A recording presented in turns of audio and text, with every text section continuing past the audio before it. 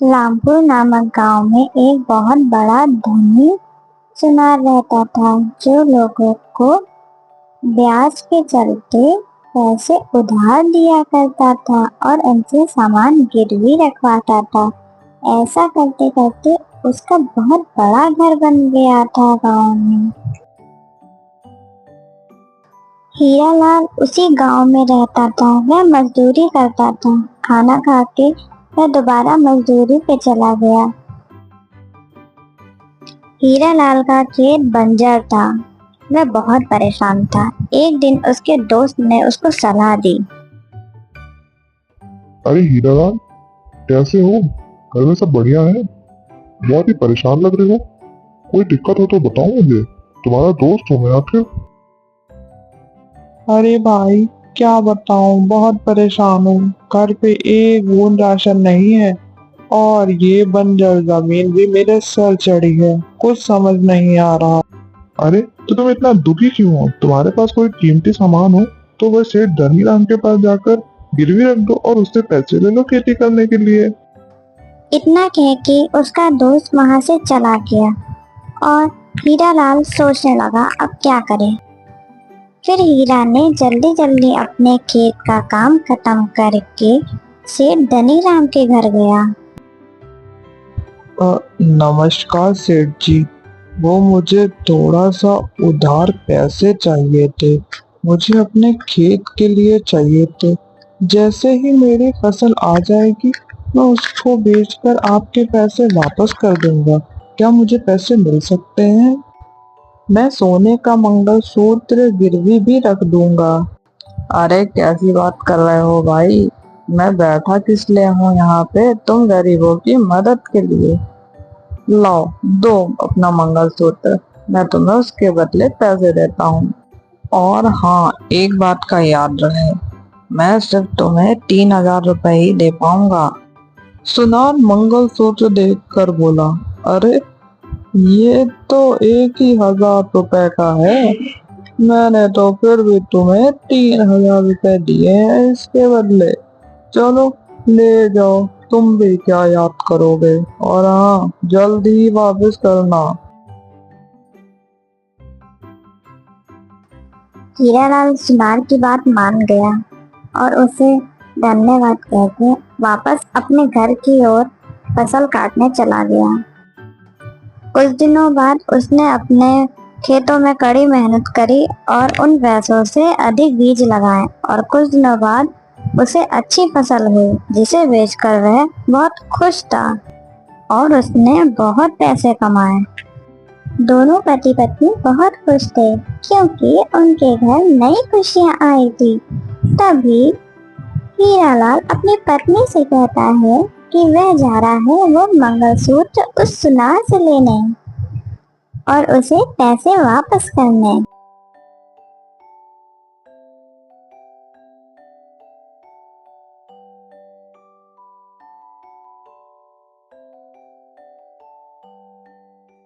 अरे सेठ जी, नमस्कार। कैसा चल रहा है आपका धंधा?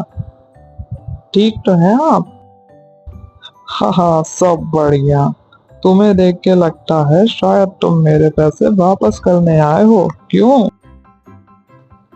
हाँ सेठ जी, आपके दिए हुए पैसे से मेरी फसल में बहुत अच्छा सुधार हुआ है और मैंने उसे शहर में बहुत अच्छे दामों पर बेचा है, जिससे मुझे मुनाफा हुआ है। अब मैं अपना मंगलसूत्र लेने आया हूँ और आपके पैसे वापस करने आया हूँ। हाँ हाँ, चलो, अच्छा है तुम्हारा भी जीवन सुधर गया। आखिर मैं यही चिंता में था कि तुम्हारा मंगलसूत्र कहीं यहीं ना रह जाए। वैसे बैठो, मैं लाता हूँ तुम्हारा मंगलसूत्र। सुनार अपनी अलमारी से वह मंगलसूत्र निकालकर उसे देता है। सेठ जी, ये मेरी पत्नी का मंगलसूत्र नहीं है, ये नकली है। ये किसी और का है शायद। मेरी पत्नी के मंगलसूत्र के पीछे मेरे पिताजी का नाम लिखा हुआ था और इसके पीछे नहीं लिखा है। जरा आप ध्यान से देखिए। अरे, अब तुम ये क्या बात कर रहे हो? तुम्हें क्या लगता है मैंने ये मंगलसूत्र बदल दिया? मैं चोर हूँ? ये बात तुम्हें पहले बतानी चाहिए थी कि तुम्हारे मंगलसूत्र के पीछे तुम्हारे पिताजी का नाम लिखा है। देखो, जो तुमने मुझे दिया मैंने तुम्हें वापस किया। अब तुम जानो और तुम्हारा काम जाने। आज तक किसी ने मेरे ऊपर ऐसा इल्जाम नहीं लगाया। तुम पहले इंसान हो ऐसे। अरे ऐसी बात नहीं है सेठ जी, मैं तो आपके पैसे वापस ही करने आया था, लेकिन वह मेरी पत्नी का मंगलसूत्र है, वो तो मुझे दे दीजिए। एक बार आप देख तो लीजिए, शायद हो आपके पास। अरे भाई, अजीब बेगैरत इंसान हो तुम। कैसे पीछे पड़ गए हो मेरे, जैसे कि मैं चोर। एक तो मैं मदद करूं, ऊपर से मुझे ही झूठ बताओ।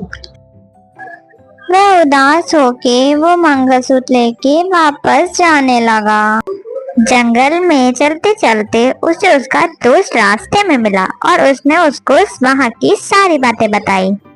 जंगल में चलते चलते उसे उसका दोस्त रास्ते में मिला और उसने उसको वहाँ की सारी बातें बताई।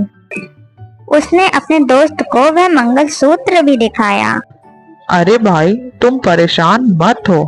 तुम गांव के सरपंच जी के पास जाकर ये बात बताओ, वह जरूर तुम्हारा फैसला करेंगे।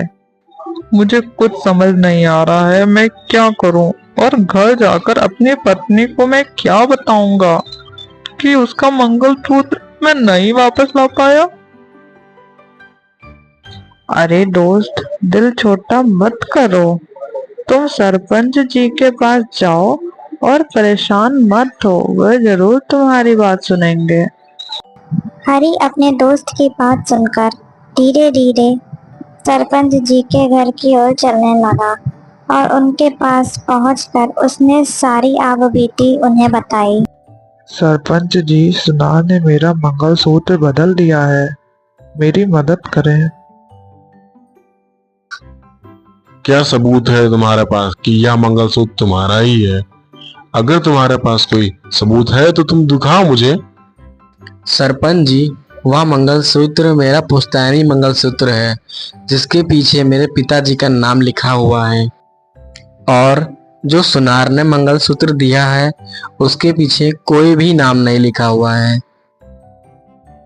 सरपंच जी के कहने पे सरपंच जी का आदमी उस सुनार को घर लेकर आ जाता है।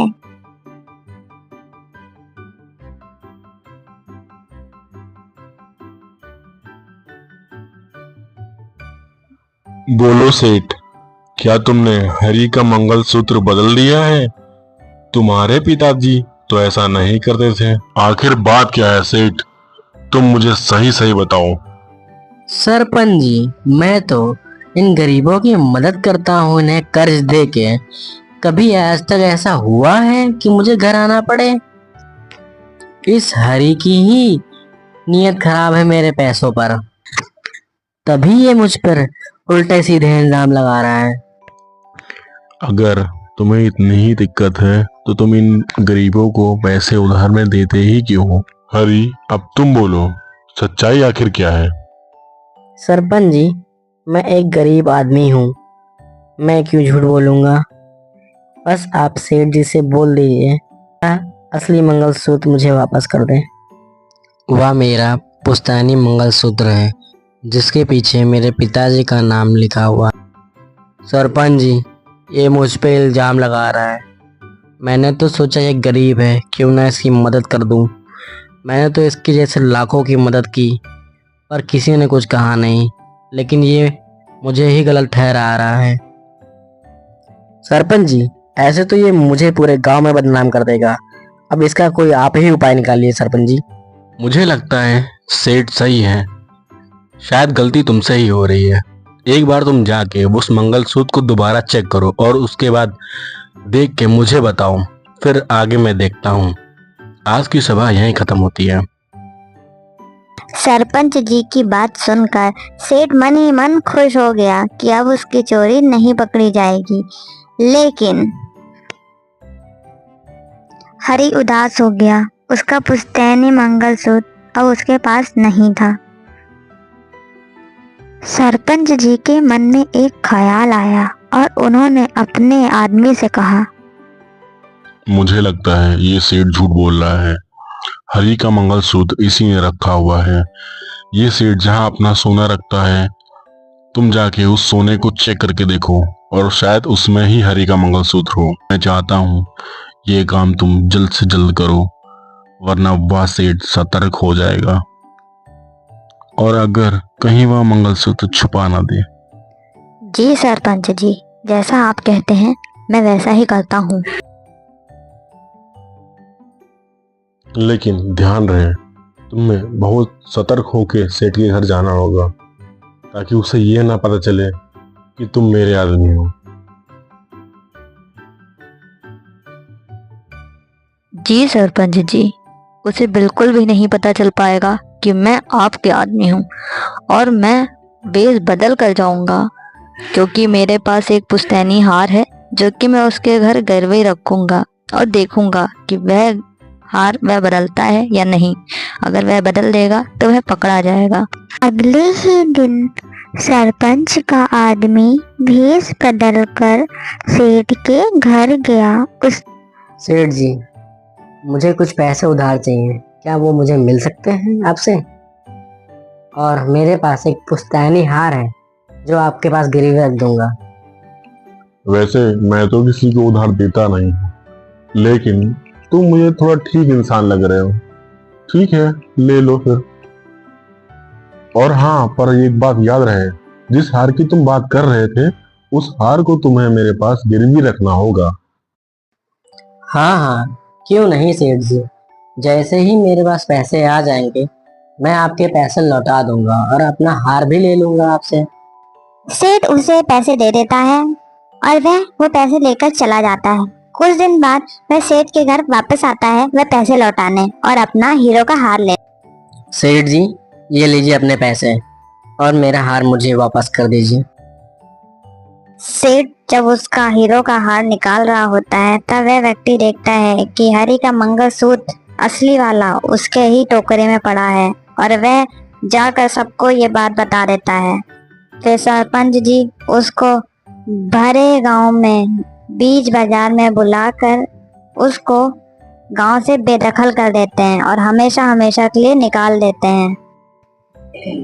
सरपंच जी ने हरी को इंसाफ दिलाया, इसीलिए कहते हैं हमेशा सच का साथ देना चाहिए, ना कि झूठ का। आज की कहानी यहीं तक। फ्रेंड्स, अगर आपको मेरी स्टोरीज अच्छी लगती हैं तो हमें सब्सक्राइब करें और नई वीडियो के लिए बेल आइकन जरूर क्लिक करें। Thank you.